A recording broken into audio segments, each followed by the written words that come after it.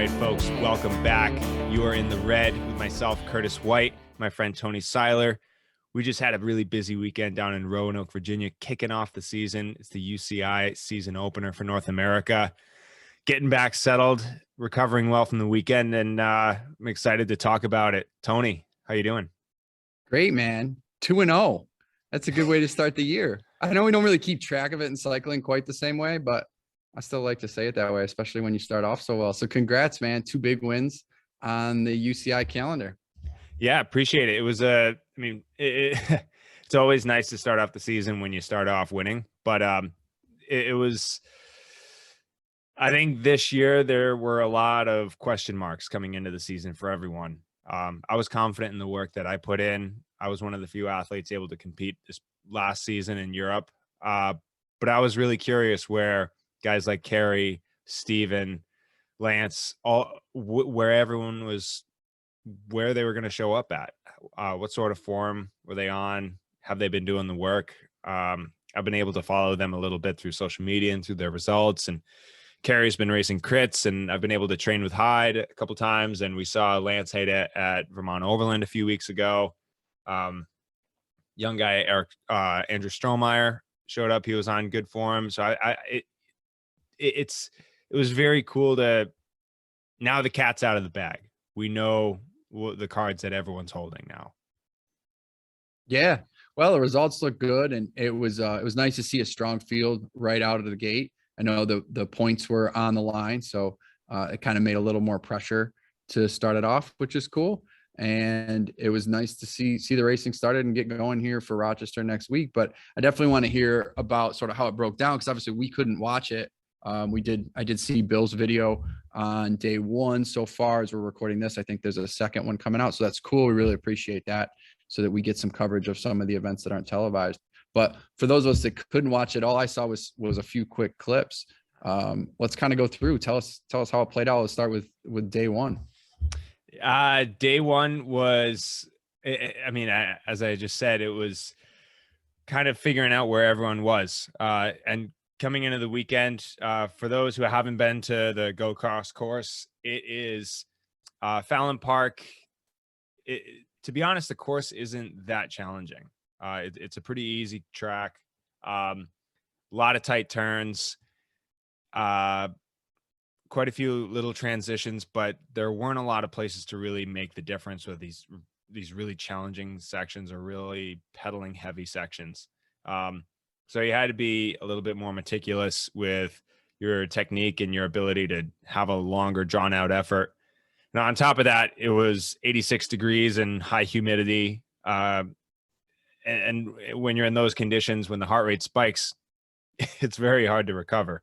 So for me, I wanted to take a back seat for the first part of the race, and really study what everyone is doing, what they're up to, how they're riding technically, what sections are they good, which sections are their weaknesses, what sort of equipment were they riding, how are they responding to the heat. And there were some riders that went out pretty hard. I saw Michael Vanderham and Stephen Hyde were riding really strong in the first part of Saturday, setting a good pace. Kerry started strong, and then I think he saw that I was taking a little bit of a back seat, so he decided to sit back a little bit more and watch as well. I was sitting back further back than I normally would. I was probably 5th or 6th wheel, sometimes 7th wheel, I didn't want to get too far behind the accordion effect. So I was kind of riding my own pace, riding the course well, and just kind of, again, seeing what other riders are doing. I saw Kerry was 3rd wheel, maybe 4th wheel. Andrew Strohmeyer came up to join the group. It was great to see a young athlete like him coming out of the juniors. He was the junior national champion, unable to compete last year. So technically a second year under 23, but this is his first time racing with the elites. So we had a solid group. Gus Vandermeer, Dutch guy, is coming over for the U.S. races, or for most of the U.S. season. When you say Hyde and Vanderham started out hot, is that typical for them? Is that typical for early season to see, or do you think there's sort of maybe some nerves and not having raced in a while. I bet Vanderham did a little bit in Europe last year, right? So he got some racing last year. But do you think that might have been the nerves and the time off, or was it just sort of usual kind of early season stuff where people are testing themselves out and testing the field? Yeah, it I don't know. I know there were a lot of nerves in the field, and I know that there are a lot of people really anxious because this is the last chance for people to get points before Rochester, before things reset to zero. So I expected it to be a little bit more hectic and chaotic. And I I heard some crazy things going on behind me. There was some yelling or people throwing some hip checks or just, I mean, they're trying to make room and make their way up and perhaps taking risks they normally wouldn't. So it's the first race back in North America in a year and a half. Uh, Guys are ready to go. They're fighting for these positions. And I mean, yeah, it was great to have that level of racing. And with 3 or 4 laps to go, having that many high level athletes together racing, I think for the spectators, we put on a really good show. And it was, I think we had people on the edge of their seats for a while. How does that evolve from there? I was sitting back up so for the first 5 laps of the race, 3 laps to go. Before the race, I decided 3 laps to go. Enough of the race has gone by. I'm able to study everything. It's really hot and humid. I got to look out for my own effort. Of course, if someone like Kerry went up the road, I had to react, but I wanted to start dictating the pace at 3 to go and draw things out. And I started to line things out. Kerry was the only one who could respond. We went back and forth a couple times, and it came down to the last lap with a third of a lap to go. I wanted him to come around before a section so I could jump him over the top of a climb on the backside of the course. He reacted very well to it, and this was a mistake that I made where I kind of hit the brakes a little too hard and Kerry jumped me. So a little bit of a gap was formed, but it wasn't anything that I couldn't close. It just meant I couldn't come around Kerry the section that I wanted to. He let out the sprint and I was able to come around him barely in the finishing straight. So almost botched that tactically. But again, inch or a mile, I was really happy to kind of take that one. A little too close for comfort, but looking at the heart rate file, the heart rate was probably 202 after that sprint. It was just the tank was empty. We're at our maximum. We're pushing our body to the limits. And it was an exciting finish for everyone watching. It was nice to see that clip anyway. I know if people haven't seen it, I think you circulated on Twitter, Instagram, GoCross put it out. They did a nice job tweeting out results and tweeting out some clips and stuff. So of the race, I did get to see the sprint. Definitely looked close. Looked a lot like a few races in 2019 for sure. Yeah. Well, we don't want to repeat too much of 2019, but there was one clip that was going around where I felt bad. I didn't want to hit Bill, but I was looking for the finish line and I lunged for the finish line. And then you start to think, after you cross the finish line, you think about people who are in your way or the barricades or whatever. They opened up the barricades after the finish line where the whole shot was. So I went straight through those. I barely missed Bill and was able to skid to a stop right before the next set of barricades. And I just collapsed on the ground. But there's one video where Bill has these cat-like reflexes where he was able to jump out of the way. It was kind of funny, but well, he's got enough experience being in those positions where he knows he should be able to dodge riders, right? Yeah, exactly. But it was a fun day one, and I think it set things up really well for the next day because everyone was expecting, all right, how's Kerry going to fire back? But it wasn't just Kerry. It was very clear that other riders were riding well in the front group too. So it all depended on, who needed that day to open up, who's going to react better to the heat the next day, who's going to correct their mistakes. And that's what people were looking forward to coming into Sunday. So for you coming into Sunday, then you're obviously thinking the same thing. You said the finish is a little too close for comfort. It's nice to get that win, but you probably wanted something a little more definitive and not take it down to that sprint. So what's the strategy and how did you assess that after day one? I think for me, I was confident in my ability to ride well in the heat, in the humidity. That was one thing that earlier in the summer, I went to Colorado for altitude camp, and it was 90 degrees every single day, and I was able to train in the heat, but it's dry. Uh, I did a really nice 4-week block up there. I felt like I could come back to sea level through August and train at a higher level, and I was able to, but the humidity still just it kicked my ass when I came back after Colorado, and that's something that I think Lance Hayden was saying after his race on Saturday. He's from California, that the humidity, he's just not used to it. And he certainly bounced back on Sunday. He knew how to pace that effort, to correct his mistakes. But it's a unique condition. Cyclocross is a fall and winter sport, but we start racing in the beginning of September, and you have to be ready not only to race in the cold and the wet and the rain, but sometimes also when it's really hot and humid, and when your heart rate spikes, you need to know how to correct that as quick as possible. So I felt like I was able to get enough training in the heat and humidity all through August. I'm no stranger to that in the Northeast. So how do I kind of gauge those efforts? And this is something that even if you're going out for a training session and it's your normal, let's say your normal VO2 effort is 400 watts, let's say. You go out for a 5x5 session, 5 by 5 minutes. You try to hit your 400 watt mark. But if it's 90 degrees and high humidity, chances are really high you're not able to hit those numbers.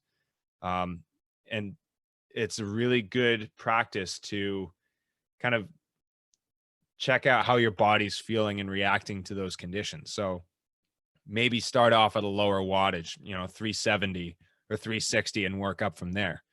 And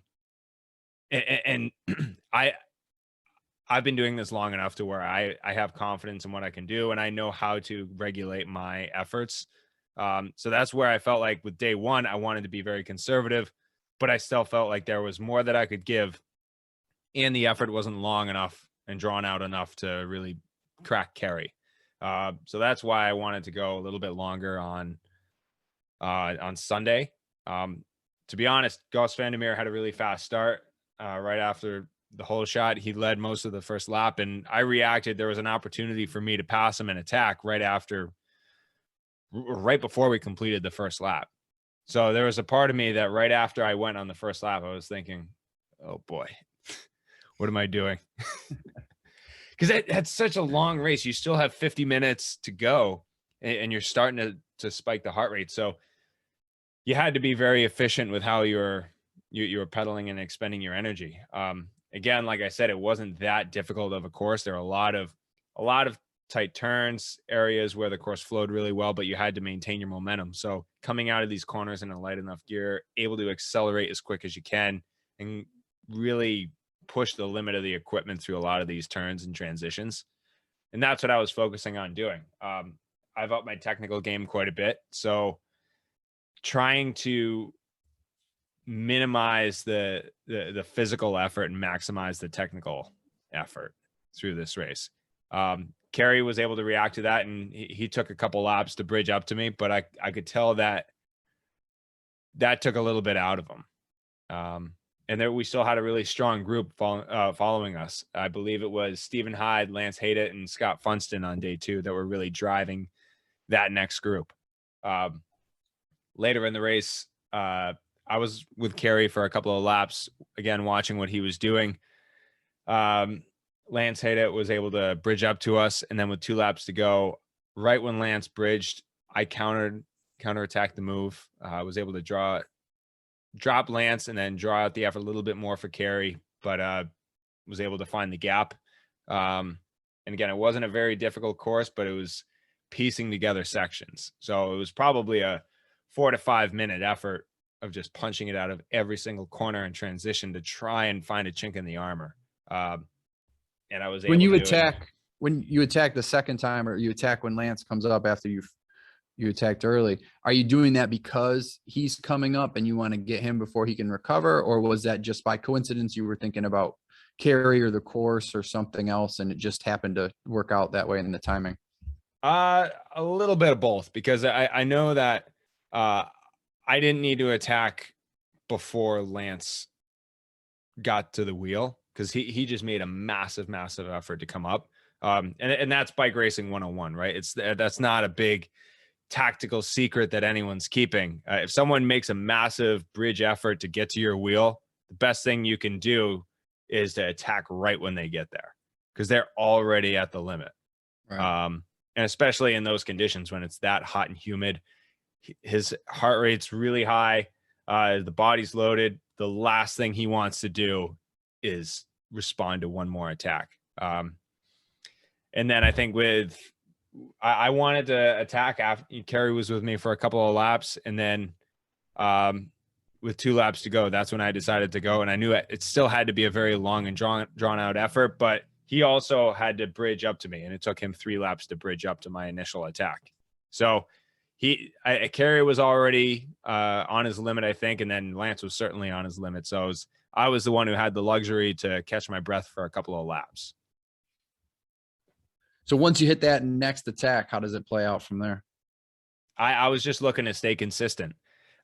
Staying consistent, again, trying to get the most out of the course, out of my equipment, out of my body, and just pushing the technical limits that I could, punching it out of every corner. And with a lap to go, I could see that Kerry he couldn't match the effort. So just staying consistent all the way to the finish. And that was a big gain that I really wanted to make through this last season. And going to Europe last year, the biggest takeaway was experimenting with tire pressure and dialing in my technical game, because I feel as though my power is there. I've naturally been a very powerful rider, but the technical aspect of the sport, and I think sometimes you see this with a lot of athletes, that if they're very, very strong, they rely too much on their power, especially in cyclocross.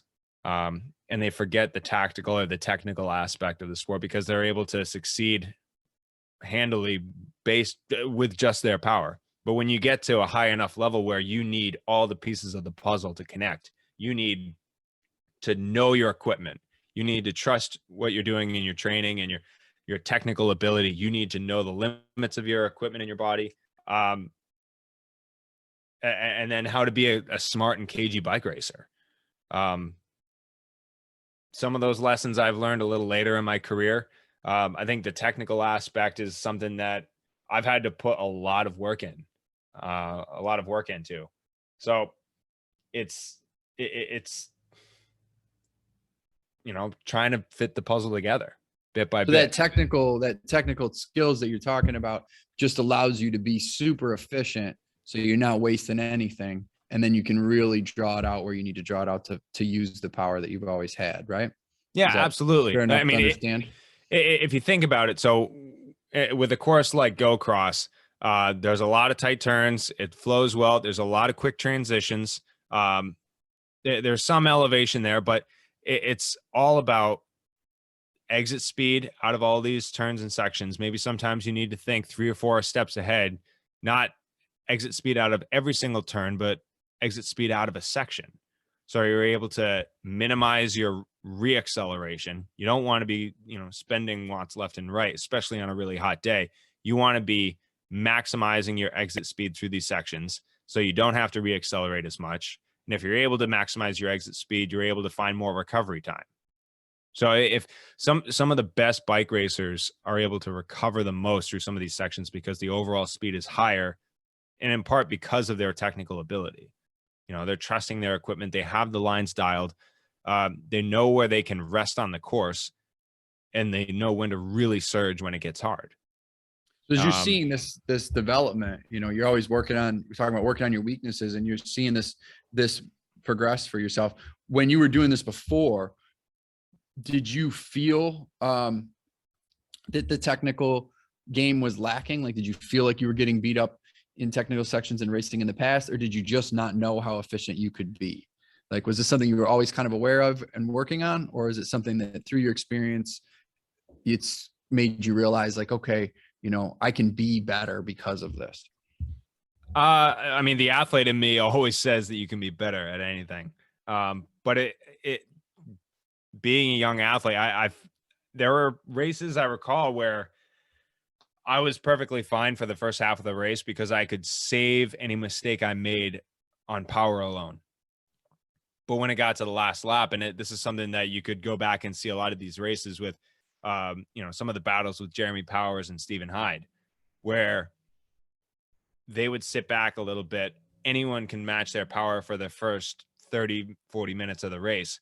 But then all of a sudden they're able to ramp things up really hard and really fast for the final 3-4 laps because they're fresh. And it's their ability they can close gaps based on their technical ability, whether it's bunny hopping or, coming around a turn 1 or 2 miles an hour faster, or taking the wider line, or cutting a certain apex, just handling the bike in a different way and not relying so much on your power. Because once I believe it was there was the KMC Crossfest in Thompson, Connecticut a few years ago, more than a few years ago, but it was the same field both days.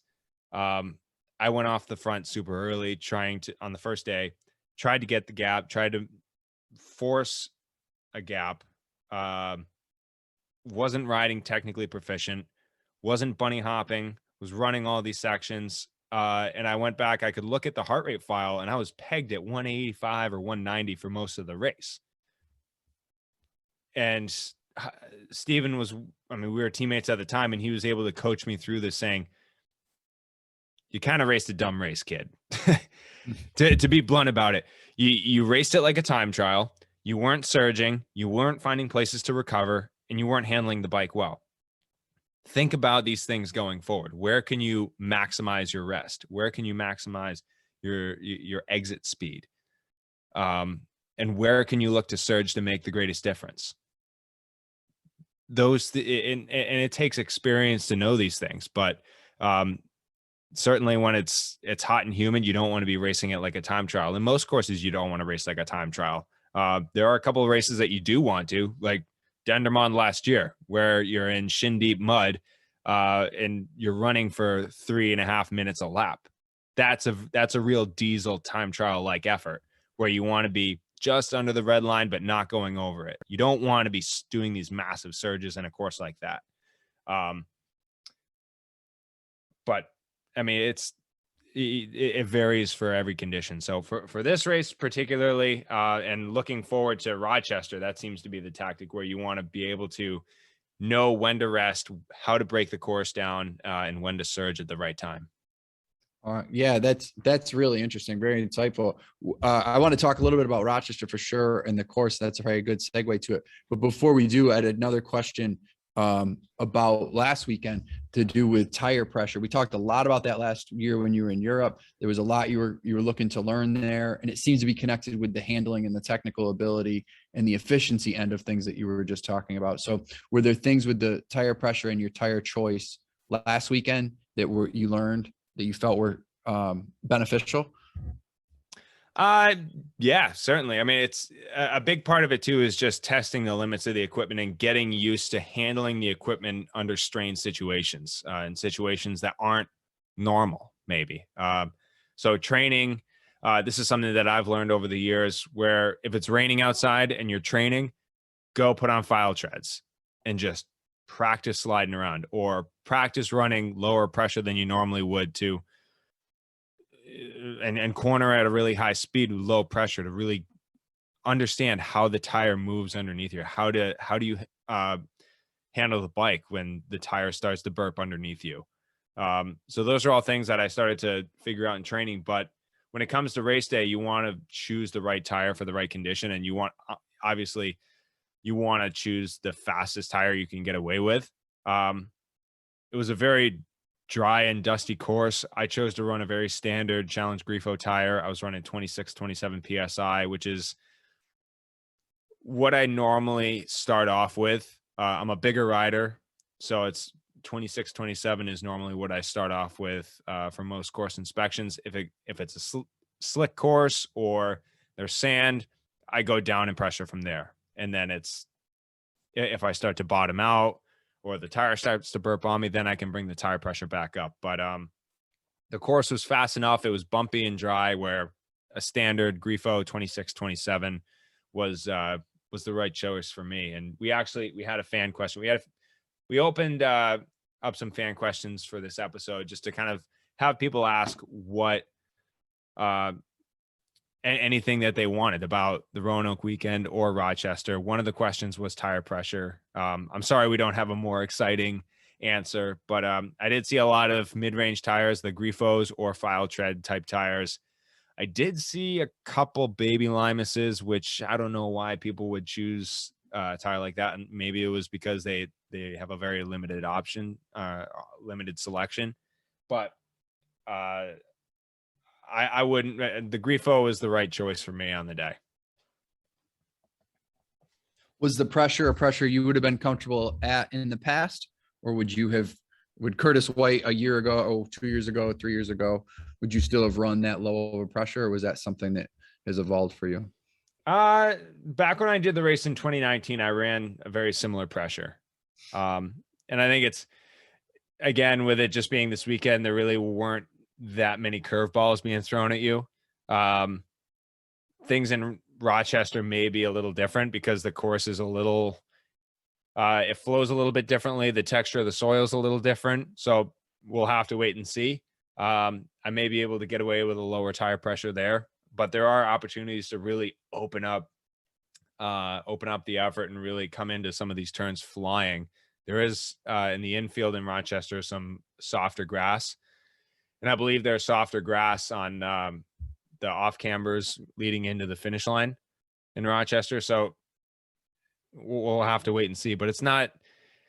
I think when I'll start to see the benefits of training on lower tire pressure, experimenting with that more when the races start to get slick and muddy. So a little bit later in the year, when things start to get a bit more wet, we start to see more rain. That's when I'm going to start to see that. All right. So we'll table that for those conversations. Look forward to some of that racing. But let's talk Rochester. I'm super excited just because it's my quote unquote hometown race, or close anyway. So it's very close to me, and I'm going to get to be there in person. And I guess before we talk about the course, we found out just a few minutes ago that the television audience is going to be even larger potentially than anticipated. So it's going to be on GCN. We've talked a lot about that, and it's the beginning of the US series, but there's a little addition to that. So why don't you tell everybody about that news? Because this is gigantic for the sport, for Rochester, for you, for everybody. Absolutely. So for those who don't know, we did an episode with John Meehan and Scott Page, the promoters and directors of the new USCX series.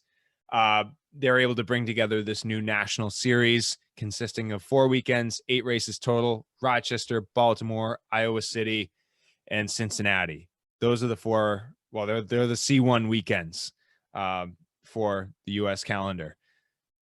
We knew that they had signed a multi-year broadcasting deal with GCN, which is really exciting news, with the potential to possibly add more events in the future. So if they're able to grow the series and more races want to be a part of the series, there's the potential for that, they had mentioned.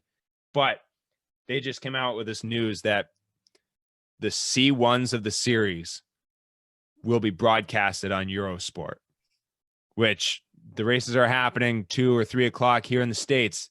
That means they're going to be broadcasting American cyclocross races in prime time TV time for most of Europe. And this is so cool to see it, because US cyclocross has never had this potential platform ever. I mean, people like to talk about the glory days of the USGP or the Supercross, but they never had this level of broadcasting and live coverage behind their events.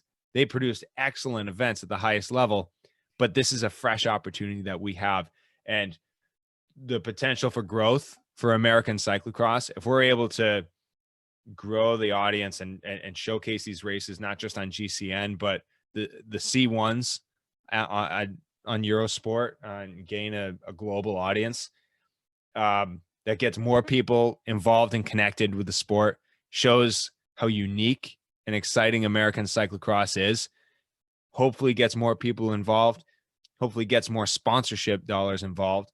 There's more money coming into the sport. More teams are able to support athletes. This is huge.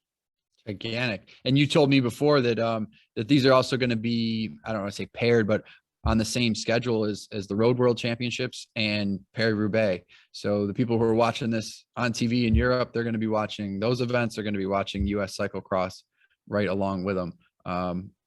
That's amazing. I mean, it's just, that's unbelievable.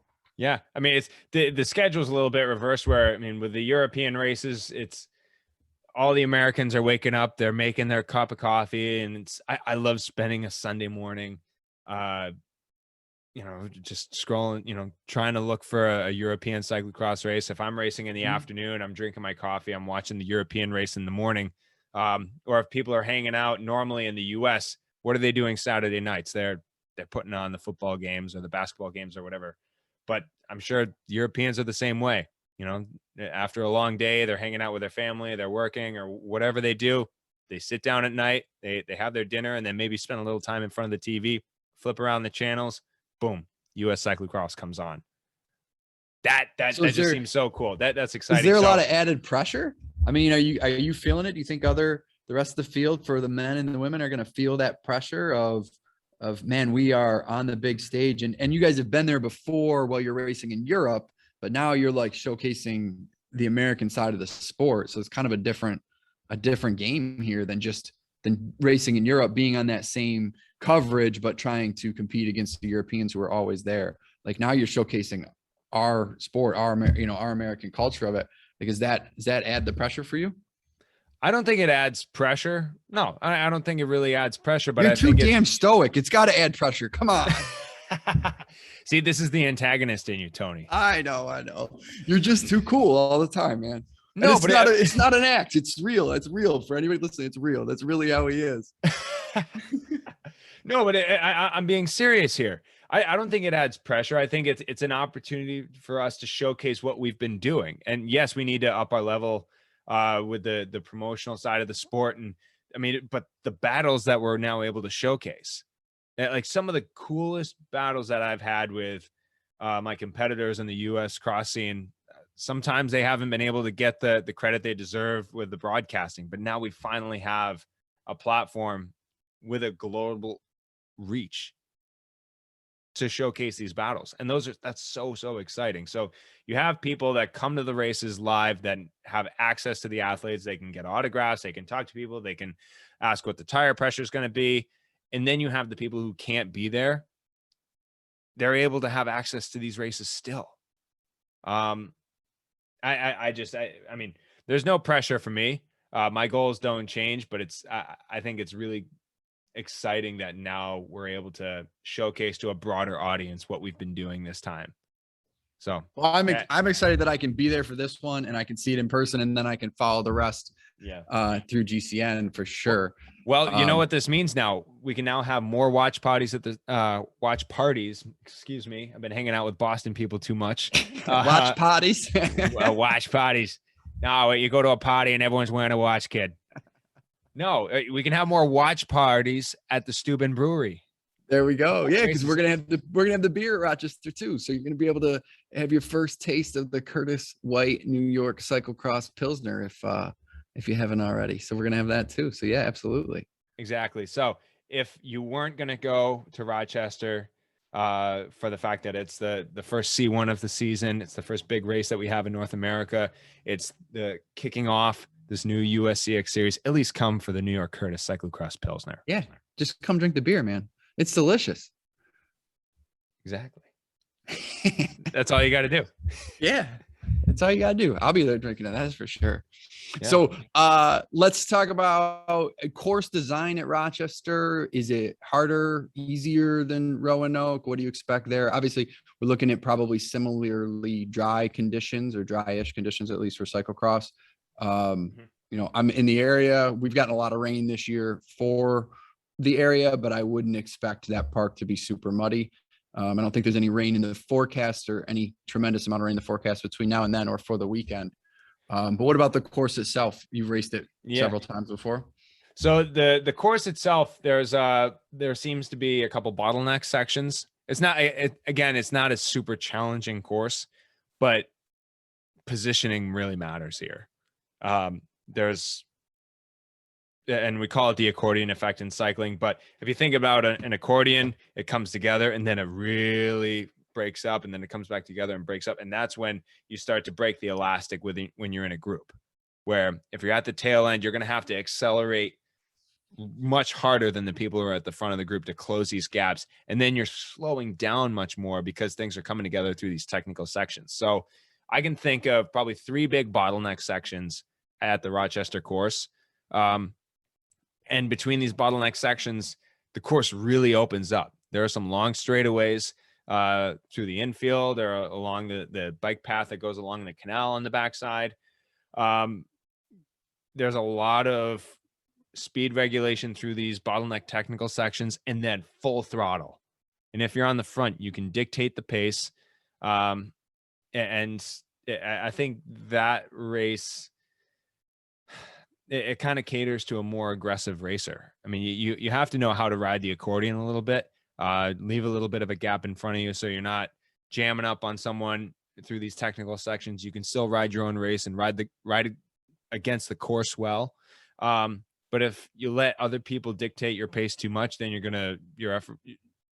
gonna blow up and likely be off the back of the group. So it takes a very smart and experienced rider to do well here, and knowing when to take advantage of the situation you're in and throwing down the attack at the right time. There have been a couple of really tight sprints that finish up at Rochester, which are always exciting. But I think it's a good opportunity for some really close racing. I was looking at the start list. I only see Vincent Bostens as the only European showing up. I really haven't been able to get a pulse on who's showing up for the early season U.S. races and the World Cups. But I'm sure we're going to have, it's most of the people, well, just about everyone in Roanoke this past weekend will be in Rochester, certainly. Yeah, so similar start list to Roanoke from what you said. I seem like in 19 there were a few more European riders, so maybe we'll have a few more surprises between when we're recording this now on Tuesday and when the race actually happens. So as you guys are all listening to this, it's probably Thursday or Friday before the race, so there may be some changes there that we're not seeing yet. Yeah, Tony, I'm actually I just pulled up the weather here. It looks like 90% chance of rain Wednesday. 90% chance rain Thursday. Friday's looking like a really nice day. Saturday, 40% chance of rain. So it's looking hit or miss. But low 70s, high 60s through the weekend and leading up to the weekend. So yeah, that's been pretty standard around here lately. Little pockets of rain and then a lot of warm. So we'll see. You may have a little mud on it, but probably pretty dry. Maybe some slick corners. Maybe the infield gets softened up a little bit. Maybe it just tacks up the technical sections a little bit. But either way, it's an element that I believe it's always been a very dry, sometimes dusty race in Rochester. So hopefully it's able to cool things down, or it'll be really nice if we get some slick corners in there. But we'll just have to wait and see. All right, man. It's exciting. I can't wait. It's going to be a great weekend for sure. You want to hit some fan questions? Yeah, absolutely. So I don't have the names here of the individuals, but I'll throw out the question. We had some stuff about tire selection and tire pressure, but I think we've kind of covered that end of it. How about the difference between a C1 and a C2? So people are wondering what's the difference between that designation, and might want to define or just explain what the designation is first. Just we kind of throw that term around, but where does the term come from and what does that mean? Yes. So C1 and C2 is a category 1 and category 2 race. The category 1 race is the highest or higher level of racing. C2 is the lowest level of UCI cyclocross racing that we have. It's broken down with points and prize money. The points go 10 deep for a C2, I believe, with the winner getting 40 points. Points double for the winner for a C1. The winner gets 80 points. And these UCI points all contribute towards start position on the starting grid for future races, international ranking, and selection for World Cups, things like that. And then there's certain prize money minimums for C2s and C1s. The C1 prize money is As you can imagine, a bit higher than the C2s. And then above C2s, we have World Cup status, continental championships, national championships, world championships. I believe those are all the other ranking race rankings. But For a lot of these UCI weekends, one day's a C1 and one day's a C2, which I assume is largely because of the promoter being able to put up a certain amount of money to make it the C1 or C2 rather than doing like it's not a C1 and a C1 both days, right? correct. So all of the C1s in North America are a part of the new USCX series. Those are the highest level races. They were selected to be a part of the series. So Saturday is typically the C1. Sunday is the C2. The only exception to this is Jingle Cross, where the Friday race is going to be the C2, I believe. Saturday is the C1, and Sunday is the World Cup. So ascending in prestige. Very cool. So a lot of times, though, we don't really see in the US a big difference between the C1 and C2 in terms of the start fields, right? Most of the time, if you come for the weekend, you race both races. It's not like a lot of people skip the C2s usually. Is that true? Right. I think a few years back we saw someone like Jeremy Powers who was a bit more selective with the races, and he was competing at a very high level at that point. His goals were more at the World Cup level. He was riding at a very consistently high level. I think that was about when he was he was racing at a top 10 level at the World Cup, and able to do so consistently. So he was a bit more methodical and selective with his races. And if you think about how a lot of the Belgians and the Dutch and the Europeans select their races, they don't have double day weekends at the same venue. One race, one venue, one day. That's it. Sometimes they have races day after day after day, but they're all in different locations. I can't think of a single European event that is, two C2s or a C1 and C2 in the same location. They're always it's a C1 or a C2, and they're connected with different different series. So the Super Prestige or the X2L Bodkammers or the Ethias Cross, or it's just a different model that they have in Europe. So there they might be a little more selective on the days they show up because it's different venues, different days. But for a US fan who's not really tied up in the points or the money specifically, but just showing up to watch the racing or to follow the racing, we don't see a huge difference between those two across the 2 days typically. Mm-hmm.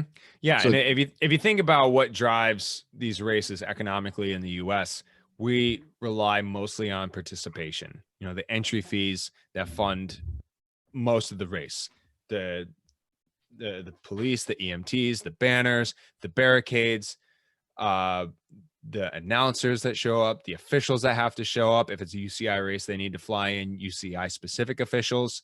The higher ranked level race it is, you need more officials for it. There's a lot that goes into these races. They're able to attract more sponsorship dollars in Europe because these races are televised. That's the biggest hope with this new series in the US. With these races now being televised, and now the C1s, now they're going to be broadcasted to a broader audience with Eurosport. We now have an opportunity to grow our sport, to get more sponsorship dollars flowing into the sport, to provide more structure for the athletes, for the events, for spectators, and hopefully more of a development pipeline structure for young athletes coming up into the sport. And so we can continue to provide opportunities for teams, for athletes, and for sponsors. So that's kind of that's the Spark Notes version of what breaks down the U.S. cycling scene versus Europe. It's two completely different economic models. They can get away with doing a C1 one day, one location, and move on to a completely different event. And they have many different promoters. I think we have a smaller pool of promoters in this country for the UCI level. And it's more profitable or more sustainable for them to do a 2-day event. excellent. How about how much high intensity work do you do before the early season races? Um, you do have to do a bit. Um, and for elite level athletics, it's something that I've found is that you need to have a very strong aerobic base, but VO2 is very important for cyclocross. It's not all the work I do is sprint work. Most of the sprint work I do is during cyclocross skills training sessions. Um, but I do a lot of VO2 work. And then when I was preparing for some gravel events, I was throwing in more threshold and longer aerobic hours.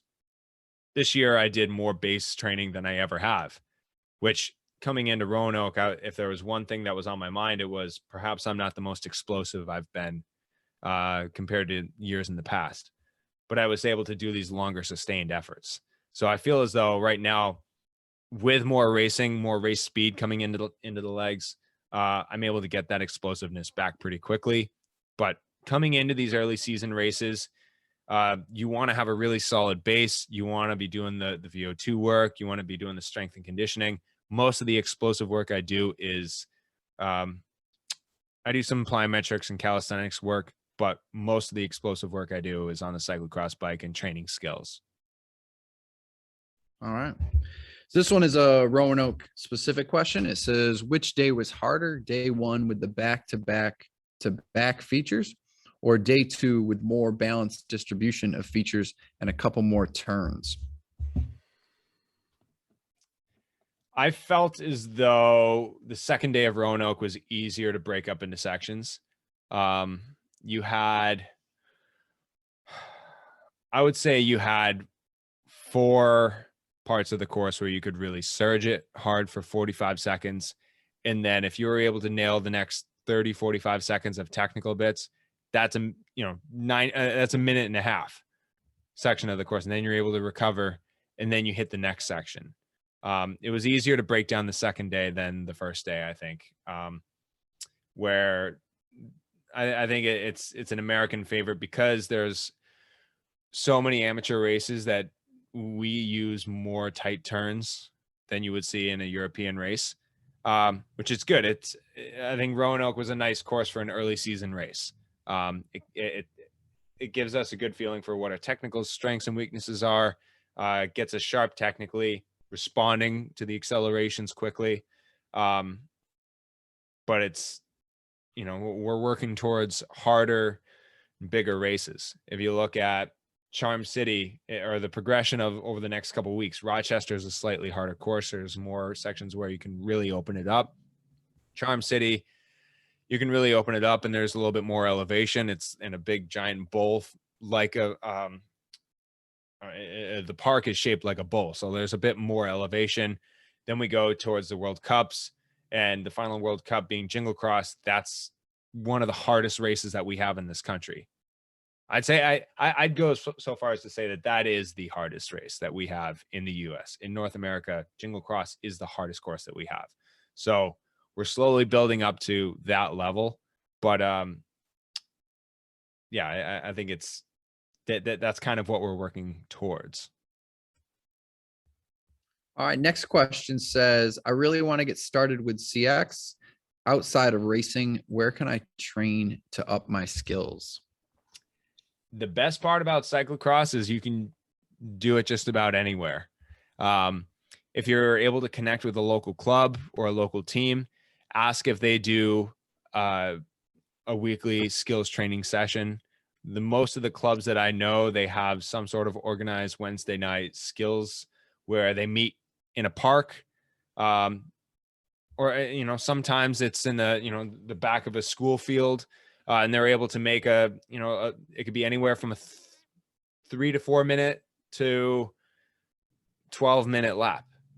You can really have a lot of variation with this lap, and you could include whatever you want and be creative with it, whether it's around trees, off cambers, up concrete stairs, barriers. If I have a set of PVC barriers that I have set up for training sessions where if I'm practicing bunny hopping, it's very easy to knock them over. I'm not going to end my career bunny hopping something that's a bit sturdier. But just find something, a park setting, and be creative with what sort of course you want to create, and find sections that are a little daunting, maybe. Like it's, I'm racing at the elite level, and I push my technical skills a little bit more, but I'm trying to consistently ride things that scare me, to always keep pushing those boundaries and to keep going into uncharted territory. And I need to keep being uncomfortable technically so I can continue to improve and keep training with people who are better than me. I also suggest trying to find a group, because I think athletes in general really rely on other athletes no matter what level you're at, just to kind of have fun. And if you're able to do a skills training session in a light environment where you're able to slide out in a corner and laugh it off and get back on the wheel and keep pushing, that's the best environment you could be in. So that, my suggestion is, if you can get connected with a local club or a local team, do that. See if they have a weekly skills session. If not, go to a park, make your own course, be creative. If there's a volleyball court, go ride through the sand, go practice riding in the sand, go around some trees and off cambers. Like, that's grassroots cyclocross is one of the coolest things in this country. And it's just, anyone can join and be a part of that. All right. Good advice. Last question. We talked a little bit about this kind of already, but you didn't really talk about it directly. So we'll throw it at you here. For Rochester, what is the probability of needing mud tires? So you just gave us a little bit of the weather report. What do you think? You think that you would need mud tires? I would bring them just in case. If you have them, and it's the same thing with clothing. I still brought leg warmers, and it was 86 degrees for the entire weekend in Roanoke, but I still brought leg warmers. And that's just cyclocross, being prepared for any condition. And I would bring them if you have them, just to make sure it's a tool in the toolbox. That's all you need. Just know when it's there, that peace of mind. But likelihood of riding it, I don't recall a single edition of Rochester where we did use mud tires. We may have to ask around, maybe start a poll of other athletes that have raced mud tires, but I don't recall seeing anyone use mud tires there in the past. So I hope that answers all these questions. I don't remember a wet day in the times that I've gone. I don't remember the old Ellison Park course. That's a longer time ago, but whether they had, I'm sure there've been times over the years, but definitely been dry of late. So you're not anticipating it, but good advice to always be prepared, because then you don't have to worry about it, right? Exactly. It's the peace of mind. There's nothing worse than showing up and going, man, I wish I'd have brought that when you had it and you could have, right? Exactly. Well, we just covered a lot, Tony. It was nice. Unfortunately, we didn't have a guest this week, but going forward, we'd like to continue to get guests on. And again, we're not media, we're not journalists, we're not looking to have these crazy stories or reveal secrets. It's just, we're having conversations with people we really enjoy talking with and finding inspiration from. So great to get the season going again, and have a little downtime between Roanoke and Rochester and going into the rest of the races. Yeah, I can't wait. I'm definitely looking forward to the weekend. Going to be at all the races for sure. And if you guys are out, make sure you're coming and checking out the races if you're in the area. And if not, turn on GCN and watch the start of the big series. Yeah, absolutely. So until then, I hope you're all getting in good training miles in. While the weather's still good, get in your endurance miles if you can. I actually just did an endurance ride. I was telling Tony this story, but I'm going to share this on the podcast. I was out for an endurance ride before this podcast. I showed up probably 20 minutes later than I normally would show up for Tony's for the Zoom meeting here. And I had to explain that I'm riding down Route 133. If you're from the North Shore area, you know that this is a busy road. It connects Ipswich to Gloucester. And I'm riding down this road, relatively low effort, just endurance pace. And there's a large black cow just standing in the middle of this busy road. Just cars are going by, and the cow just couldn't care less. And it was just bizarre. So I get off the bike, a couple of people stop, and we had to corral this cow. First off, we had no idea where it escaped from its pen. And it found fresh grass on the side of the road. So we had to go up and down the road, try to find where there was a fence or a fence opening. We were able to find one. We had to corral this cow and lead it in the direction of the fence. And after probably 15, 20 minutes, we finally got it back in its pen. But this was 5 or 6 people who stopped, got out of their cars, and tried to corral this beast. Well, you've done your good deed for the week. Exactly. So for those cowboy. For those who, I'll just put it out there right now, my recovery from Roanoke or preparation for Rochester, it's not all on the bike. There's it's a little cattle herding. It's cattle herding, and that's good for building confidence, decision-making on the fly, commitment, communication. Yeah. I think you just missed all your of these life skills. Yeah. You just miss your goats, and you wanted an excuse to go play with some animals. I don't know. Curtis's bovine adventures. All right, Tony. Well, on that note, we'll start to wrap this up. Great to talk about this past weekend's racing going into Rochester. A lot of exciting things coming up for the season. If you are planning on coming out to Rochester, come by the Cannondale tent, say hi. Hope you're able to enjoy a nice cold New York Curtis cyclocross Pilsner. And if you're not, I hope you're able to tune in on GCN, Global Cycling Network, because there's going to be a lot of really exciting racing coming up. So thank you all for tuning in. If you haven't done so yet, I really encourage you to like, share, subscribe. All those things really help us get the word out, help grow the show, maybe get sponsors involved. You know how the algorithms work. I don't know how the algorithms work, but that's what they do. So thank you all for doing that, and we'll catch you the next episode. Take care.